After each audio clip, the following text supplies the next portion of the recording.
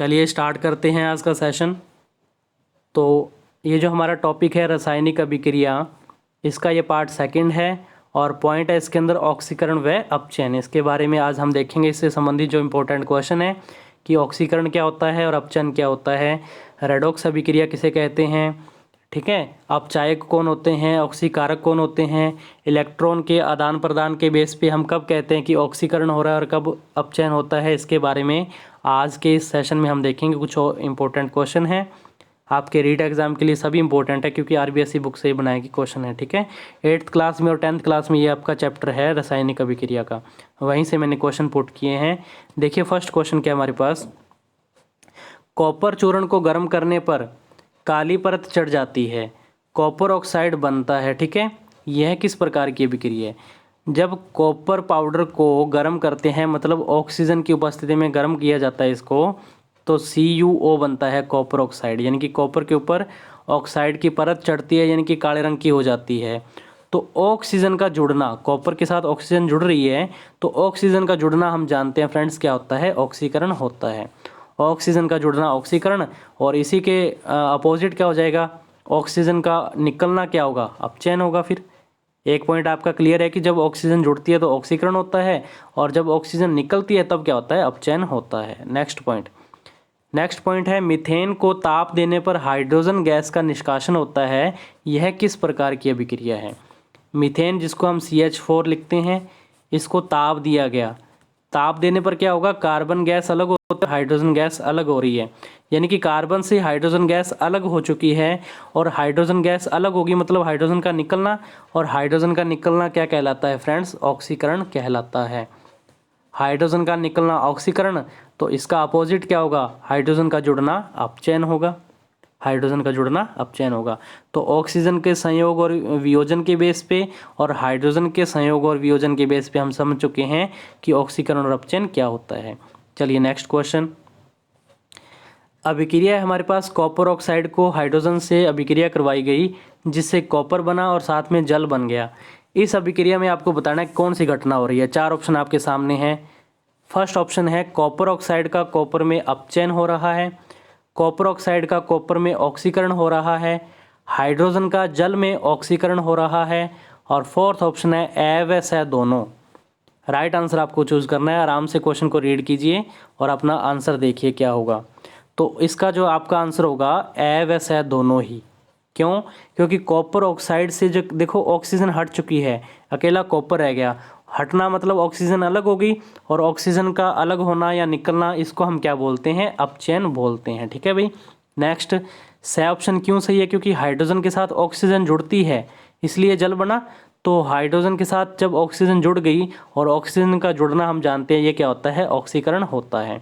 इस कारण ए और स ऑप्शन दोनों ही क्या है, सही है। इसका राइट आंसर होगा द वाला, ठीक है। नेक्स्ट क्वेश्चन बहुत इजी है, हाइड्रोजन का समावेशन कहलाता है। समावेशन का मीनिंग होता है जुड़ना, तो हाइड्रोजन का जुड़ना क्या कहलाता है, ऑक्सीकरण, अपचयन, उदासीनीकरण, या इनमें से कोई नहीं। तो हाइड्रोजन का जुड़ना होता है फ्रेंड्स अपचयन बोलते हैं, इसको हम क्या बोलते हैं, अपचयन बोलते हैं। तो इसका अपोजिट क्या होगा, हाइड्रोजन का निकलना क्या होगा, फिर ऑक्सीकरण हो जाएगा, ठीक है। अंतर समझते आ रहे होगे आपकी, और हाइड्रोजन और ऑक्सीजन के बेस पे हम कैसे अभिक्रिया को ऑक्सीकरण और अपचयन बताते हैं। कोई डाउट होता है तो आप कमेंट करके मेरे को ज़रूर बताएं। चलिए नेक्स्ट क्वेश्चन है, क्वेश्चन थोड़ा लेंथी है लेकिन इम्पोर्टेंट है। देखिए क्वेश्चन क्या है, निम्न में से असत्य कथन पहचानना है। धन विद्युतीय तत्वों का निष्कासन ऑक्सीकरण कहलाता है, ऋण विद्युतीय तत्वों का संयोग ऑक्सीकरण कहलाता है, धन विद्युतीय तत्वों का संयोग अपचयन कहलाता है, और फोर्थ ऑप्शन है ऋण विद्युतीय तत्वों का निष्कासन ऑक्सीकरण कहलाता है। राइट आंसर आपको देखना है कि इनमें से असत्य कथन कौन सा है। 4 ऑप्शन आपके सामने हैं, रीड करके आप अपना आंसर देखिए। इसका जो राइट आंसर होगा ये द ऑप्शन। असत्य कथन पूछा है तो ये असत्य कथन है। क्यों? इन्होंने कहा है कि ऋण विद्युतीय तत्वों का निष्कासन ऑक्सीकरण कहलाता है, तो ये गलत बात है भाई। ऋण विद्युतीय तत्वों का निष्कासन हमेशा अपचयन होता है, ना कि ऑक्सीकरण। तो आपका राइट आंसर इसमें रहेगा द, क्योंकि ये गलत कथन है। सही कथन मैंने आपको बता दिया कि ऋण विद्युतीय तत्वों का निष्कासन हमेशा अपचयन होता है, उस अभिक्रिया को हम क्या बोलते हैं, अपचयन बोलते हैं। जब कोई ऋण विद्युतीय तत्व अलग होता है। जैसे कि ये ऑक्सीजन है, इसके ऊपर माइनस का आवेश है यानी कि ऋण विद्युतीय तत्व है। जब ये निष्कासित होगा तो उस अभिक्रिया को हम अपचयन बोलते हैं भी, ठीक है, ध्यान रखना। तो इसका राइट आंसर हो जाएगा द ऑप्शन। नेक्स्ट, निम्न में से ऑक्सीकरण अभिक्रिया का या के उदाहरण हैं। 4 ऑप्शन आपके सामने, आपको इनको देख के बताना है कि ऑक्सीकरण अभिक्रिया के उदाहरण इनमें से कौन से हैं। तो फर्स्ट में देखो फ्रेंड्स, क्या है कि ये जो सोडियम हमारे पास परमाणु है, इसमें से एक इलेक्ट्रॉन निकल गया तो ये सोडियम आयन में बदल गया। सेकंड ऑप्शन में देखिए, ये जो हमारे पास है इसको बोलते हैं फेरस। फेरस जब +2 का आवेश होता है Fe के ऊपर तो इसको हम फेरस बोलते हैं। इसमें से एक इलेक्ट्रॉन निकल गया तो ये कितना रह गया फिर अब Fe+3, यानी कि 3 इलेक्ट्रॉन की अब कमी हो गई। पहले 2 इलेक्ट्रॉन की कमी थी, अब 3 की कमी होगी, यानी कि एक इलेक्ट्रॉन की हम कहते हैं कि कमी और डिमांड इसके पास बढ़ चुकी है, इसको और इलेक्ट्रॉन चाहिए, इलेक्ट्रॉन निकल चुका है। सेकंड, इसमें लास्ट ऑप्शन देखिए कि पहले 2 क्लोराइड आयन थे हमारे पास, जब ये दोनों के दोनों इलेक्ट्रॉन के रूप में निकल गए तो हमारे पास क्या रह गया, अकेला क्लोरीन रह गया, ठीक है, परमाणु के रूप में। तो इन सब में आपको बताना है कि कौन सी इनमें से ऑक्सीकरण अभिक्रिया का उदाहरण कौन सा है। तो फ्रेंड्स ध्यान रखना, जब भी किसी परमाणु से इलेक्ट्रॉन निकलता है, देखो तीनों ही अभिक्रियाओं में इलेक्ट्रॉन निकल रहा है, इलेक्ट्रॉन का निकलना इसको हम बोलते हैं ऑक्सीकरण अभिक्रिया। तो ये सारे ही ऑक्सीकरण अभिक्रिया के क्या है, उदाहरण है। राइट आंसर आपका क्या हो जाएगा, ऑप्शन द हो जाएगा भाई, ठीक है। इन सब में इलेक्ट्रॉन क्या हो रहा है, निकल रहा है। इलेक्ट्रॉन का निकलना मतलब ऑक्सीकरण संख्या बढ़ रही है, इनके ऊपर प्लस का आवेश बढ़ रहा है, और प्लस का आवेश यानी कि धनावेश जब बढ़ता है तो तब ऑक्सीकरण अभिक्रिया होती है। वैसे आपको सीधा ध्यान रखना है कि इलेक्ट्रॉन का निकलना ऑक्सीकरण अभिक्रिया कहलाता है। सभी ऑप्शन सही हैं तो इसलिए उपरोक्त सभी इसका आंसर हो जाएगा। नेक्स्ट हमारे पास क्वेश्चन है, अपचयन अभिक्रिया का उदाहरण नहीं है। ये ध्यान रखना, इन्होंने अब की बार नहीं पूछा है और अपचयन अभिक्रिया के बारे में। इनमें से कौन सा उदाहरण अपचयन अभिक्रिया का नहीं है। ऑप्शन आपके सामने है कि जब क्लोरीन परमाणु के साथ एक इलेक्ट्रॉन जुड़ता है तो क्लोराइड आयन बनते हैं, यानी कि इसके ऊपर माइनस का एक आवेश बढ़ गया। नेक्स्ट ये है मैग्नेट आयन, इसको हम बोलते हैं, ठीक है, मैग्नेट, और इसमें एक इलेक्ट्रॉन और जुड़ गया तो पहले माइनस का एक आवेश था लेकिन अब कितना हो गया, माइनस का 2 आवेश, इलेक्ट्रॉन फिर से जुड़ गया। लास्ट अभिक्रिया में देखिए क्या हो रहा है, मैग्नीशियम के पहले 2 आयन, यानी कि इसको 2 आयनों की आवश्यकता थी और 2 इलेक्ट्रॉन चाहिए थे, इसलिए 2 इलेक्ट्रॉन मिल चुके हैं तो ये उदासीन परमाणु बन चुका है मैग्नीशियम। और लास्ट ऑप्शन में क्या हो रहा है, ये जो जिंक परमाणु था इसमें से 2 इलेक्ट्रॉन निकल गए तो ये 2 आवेश, यानी कि इसके पास 2 इलेक्ट्रॉन की कमी हो चुकी है, इसके ऊपर प्लस का 2 आवेश आ गया। तो अपचयन अभिक्रिया का हम कैसे पता करते हैं। तो फ्रेंड्स ध्यान रखना, जब भी इलेक्ट्रॉन जुड़ता है तो इस अभिक्रिया को हम क्या बोलते हैं, अपचयन अभिक्रिया बोलते हैं। इलेक्ट्रॉनों का जुड़ना अपचयन अभिक्रिया कहलाता है। और लास्ट वाले में तो इलेक्ट्रॉन निकल रहा है, 2 इलेक्ट्रॉन निकल गए, तो ये तो किसका उदाहरण है, ऑक्सीकरण अभिक्रिया का उदाहरण है। आपसे पूछा था अपचयन अभिक्रिया का उदाहरण कौन सा नहीं है, तो लास्ट वाला इसका सही आंसर रहेगा कि ये अपचयन अभिक्रिया का उदाहरण ना होते हुए किसका है, ऑक्सीकरण अभिक्रिया का उदाहरण है। नेक्स्ट, रेडॉक्स या अपचय अभिक्रिया को परिभाषित किया जाता है। किसके द्वारा आप रेडॉक्स अभिक्रिया को परिभाषित कर सकते हो, और रेडॉक्स का ही दूसरा नाम है अपचय। तो ऑप्शन आपके सामने है, ऑक्सीकरण अभिक्रिया द्वारा, अपचयन अभिक्रिया द्वारा, दोनों के द्वारा, या इनमें से कोई नहीं। तो फ्रेंड्स इसका जो आपका आंसर होगा दोनों के द्वारा। कहने का मतलब जब एक ही अभिक्रिया में ऑक्सीकरण और अपचयन दोनों एक साथ होते हैं तो उस अभिक्रिया को हम क्या बोलते हैं, रेडॉक्स अभिक्रिया, या इसको हम बोलते हैं अपचय अभिक्रिया बोलते हैं। ऐसी अभिक्रिया जिसमें ऑक्सीकरण अपचयन एक साथ चलते हैं, ठीक है, दोनों को मिला के ही हम बोलते हैं रेडॉक्स अभिक्रिया के नाम से, इसको हम जानते हैं। नेक्स्ट क्वेश्चन, अपचायक होते हैं वे जिनका स्वयं का अपचयन होता है, स्वयं का ऑक्सीकरण होता है, स्वयं का न तो ऑक्सीकरण और न ही अपचयन होता है, और उपरोक्त सभी। किस कथन को आप सही मानोगे कि किसको हम अपचायक बोलते हैं। तो इसका जो आपका आंसर रहेगा फ्रेंड्स, अपचायक वो होते हैं जिनका खुद का स्वयं का उनका क्या होता है, ऑक्सीकरण होता है। तो इसका राइट आंसर ऑप्शन ब होगा कि जिनका स्वयं का तो ऑक्सीकरण होता है, ठीक है, वो दूसरे का कर देते हैं अपचयन। तो खुद जिनका ऑक्सीकरण होता है तो वो होंगे अपचायक। ठीक है, एक बात और ध्यान रखना है, इलेक्ट्रॉन दाता।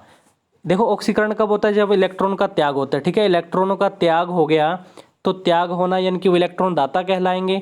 तो इलेक्ट्रॉन दाता ही कौन होते हैं, अपचायक होते हैं, आपको ये ध्यान रखना है। ठीक है, इलेक्ट्रॉन के बेस पे जब हम बात करते हैं तो जिनका स्वयं का ऑक्सीकरण होता है वो क्या होते हैं, अपचायक होते हैं। नेक्स्ट क्वेश्चन, जिसका स्वयं का अपचयन होता है।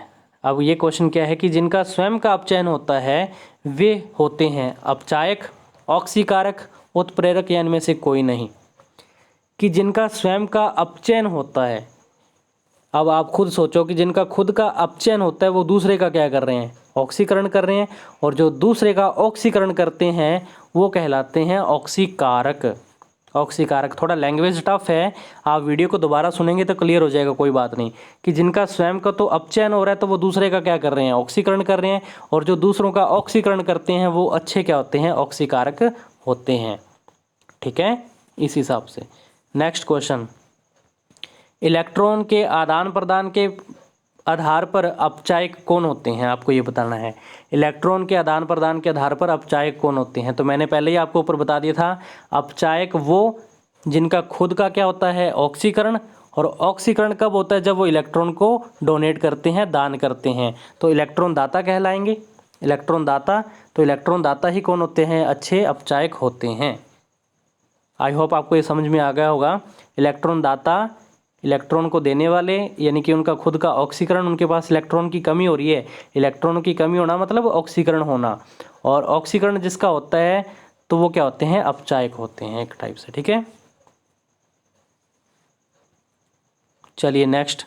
और ये आपकी 10th क्लास की बुक में ये दोनों अभिक्रियाएं दे रखी हैं जिनको मैंने लास्ट में नोट किया है। आपको इस अभिक्रिया से ये समझना होता है कि किसका किस में ऑक्सीकरण और किसका किस तत्व के अंदर अपचयन होता है। तो यहाँ पे आप देख सकते हैं कि जिंक जो है, जिंक सल्फेट में कन्वर्ट हो रहा है, तो ये किस प्रकार की अभिक्रिया होती है भाई, यहाँ ऑक्सीकरण हो रहा है। क्या होता है, ऑक्सीकरण होता है, क्योंकि जिंक में से 2 इलेक्ट्रॉन यहाँ पे क्या हो रहे हैं, निष्कासित हो रहे हैं। इस कारण यहाँ कहा जाता है कि इसके पास इलेक्ट्रॉनों की कमी हो रही है, तो यहाँ कौन सी अभिक्रिया होती है, ऑक्सीकरण अभिक्रिया। वही हम बात करें कि कॉपर 2 इलेक्ट्रॉन ग्रहण करके, सॉरी इसको मैंने लास्ट से यहाँ तक का इसको मैच करना था, यहाँ तक मैं दोबारा इसको बताता हूँ आपको, ये यहीं पे नहीं मैच होगा, आगे बढ़ते हुए कॉपर के साथ यहाँ तक आएगा। ठीक है, भी ध्यान रखना इस बात का। कॉपर सल्फेट से कॉपर बन रहा है 2 इलेक्ट्रॉन ग्रहण करने के बाद, इसलिए जब इलेक्ट्रॉन ग्रहण किए जाते हैं तो उसको हम बोलते हैं अपचयन बोलते हैं भाई। ठीक है, ध्यान रखना, इसको आप सही मानेंगे कि ये जो कॉपर सल्फेट है ये लाइन यहाँ तक जाएगी, इस कॉपर तक, ना कि यहाँ पे, इसको ये रॉन्ग हो गया। ठीक है, और ये अपचयन है। इसी प्रकार लास्ट में देखिए, ये है हमारे पास क्या, फेरिक ऑक्साइड, इसमें क्या होगा, किस में कन्वर्ट हो रही है, Fe में। तो आपको बताना है कि यहाँ पे कौन सी अभिक्रिया हो रही है, ध्यान से देख के आपको आंसर देना होगा कमेंट बॉक्स में। और इसी प्रकार ये जो कार्बन मोनोऑक्साइड था ये बदल गया कार्बन डाइऑक्साइड में, तो यहाँ पे कौन सी अभिक्रिया हो रही है कि ऑक्सीकरण किस में हो रहा है और अपचयन किस में हो रहा है, आपको ये बताना होगा। ठीक है, कमेंट करके। तो ये था आज का हमारा सेशन जिसमें हमारा टॉपिक था रासायनिक अभिक्रिया, और उसका पार्ट फर्स्ट जिसमें हमने ये देखा ऑक्सीकरण और अपचयन के बारे में क्लियर किया। अगर कोई डाउट है तो आप मेरे को कमेंट कर सकते हैं, मैं दोबारा आपको क्लियर करवा दूंगा। और इसी प्रकार आप जुड़े रहिए चैनल के साथ, वीडियो को लाइक कीजिए, शेयर कीजिए, चैनल को सब्सक्राइब करना न भूलिए। मिलते हैं नेक्स्ट वीडियो में टॉपिक के साथ, तब तक के लिए धन्यवाद।